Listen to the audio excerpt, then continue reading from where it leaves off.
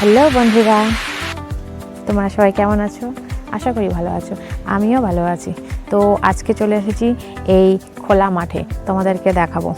চলো একটু ক্যামেরাটা ঘোরাও তো। এটা হলো সুন্দর একটা হলুদ সরিষা বাগান। সরিষা মানেই তো হলুদ, তাই না? এই শীতের দিনে মাঠে আসলে সরিষা ক্ষেত মানে হলুদ হলুদ রঙেতে চোখ আটকাবেই, তাই না? সকলেই ভালোবাসে। কে না এই খেতে ফটো তুলতে ভালোবাসে, কে না ভিডিও করতে ভালোবাসে। তো চলো দেখাবো আজকে এই সরিষা ক্ষেতটা তোমাদেরকে। জাস্ট এই ক্ষেতটা বা এই জমিটা 1 থেকে 1.5 বিঘা মতন আছে।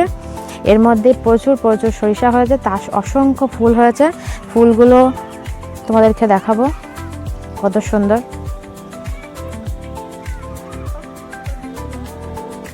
খুব সুন্দর।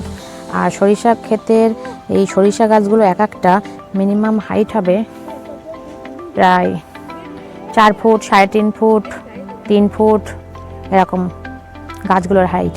তো সরিষাও ছোট ছোট ধরে গিয়েছে, তোমাদেরকে দেখিয়ে দেব।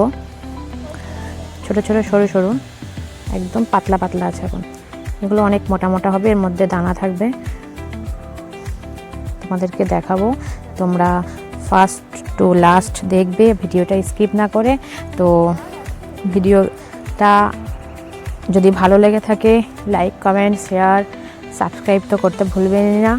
তো আসছি পরবর্তী ভিডিওতে, যখন পরের স্টেপগুলো সরিষাগুলো যখন বড় হবে, তো তারপরের ধাপগুলো আমি অবশ্যই ভিডিওতে দেখাবো। এখন এই পর্যন্ত, চলো টাটা বাই।